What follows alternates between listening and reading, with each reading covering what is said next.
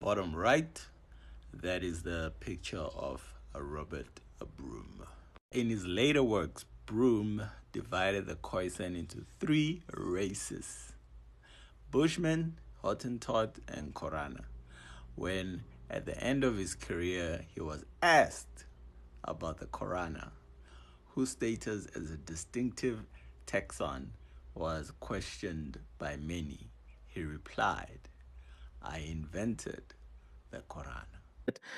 Black people are not the original inhabitants of South Africa. Okay, the original inhabitants of Southern Africa are called the Khoisan. The black people originated in what is now Cameroon. That's where they... Hold on, Khoisan aren't black? No. What are they? They're a completely separate ethnicity all on their own. In fact, if you look at them, they're kind of yellowy. They're a light brown yellow color, Right. but they look more Asian than African. They do not consider themselves African. Interesting. And in fact, they've become the colored people. Greetings from Musoni. Tukulu wabangoni nibandao. Welcome to part 2 of the invention of the Khoisan. In this episode, we are going to touch on the linguistic aspect as well as the genetic evidence. Let's dive right into it. First claim by Eric Lowe: Khoisan are not black. Secondly, they don't consider themselves African. Thirdly, they are more yellowish and they are more Asian. Fourthly, he claims that they have become colored. So linguistically speaking, we will make reference to this text: areal diffusion and genetic inheritance, problems in comparative linguistics. Discussing work on African languages. We'll skip to the middle of the paragraph. Both Dimendo in chapter 13 and Heine and Kuteva in chapter 14 present the received opinion that there are in Africa 4 major language families or genetically defined units. That is Niger-Congo, Nilo-Saharan, Afro-Asiatic, and Khoisan. In fact, Khoisan is regarded by those scholars who have studied it in most detail as a linguistic area consisting of several distinct genetic families.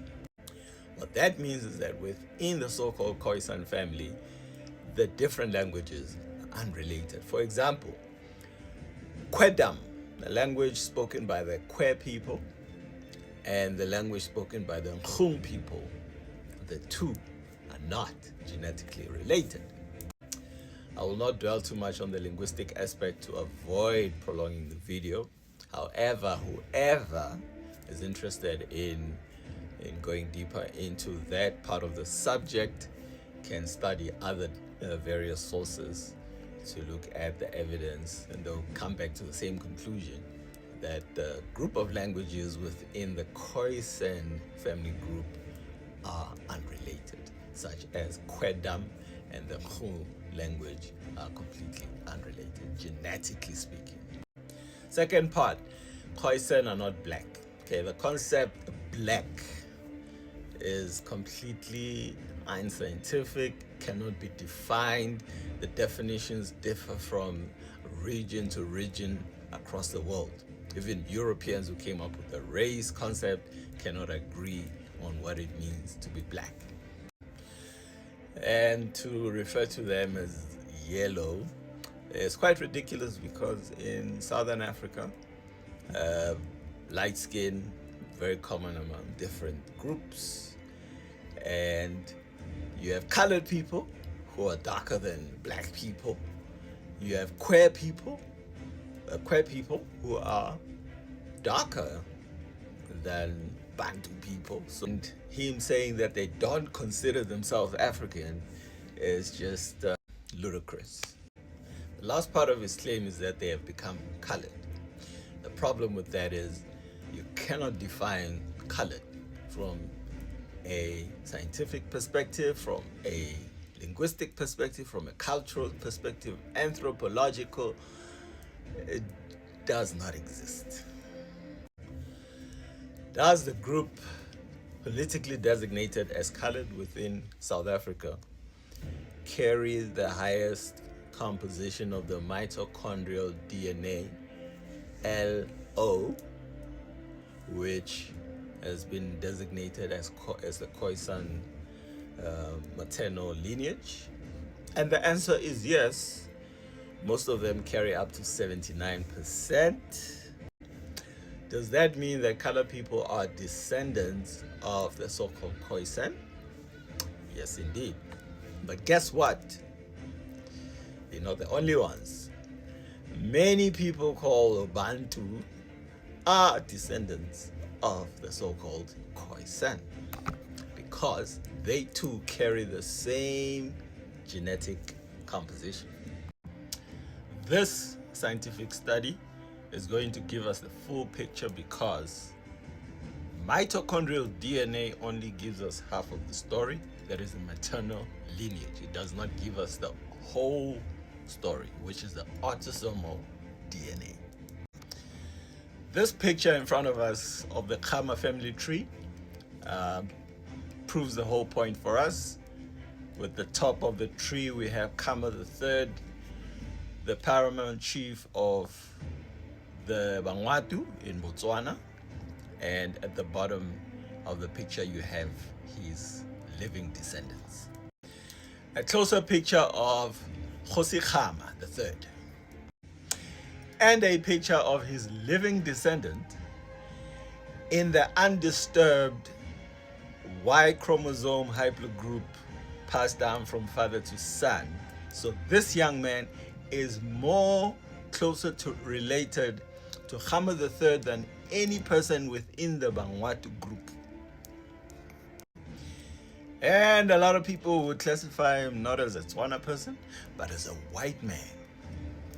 Why? Because his Y haplogroup is 100% Mwatu, as Khama is his great-grandfather. However, his autosomal DNA is going to explain why he looks the way he looks. And this is the full picture. Not mitochondrial DNA, not just white haplogroup. This is the full picture. Autosomal DNA. AmaXhosa share roughly 63.6% African non-Khoisan ancestral contribution with the Yoruba, with a significant uniform Khoisan 35.4% contribution, suggesting an ancient admixture event.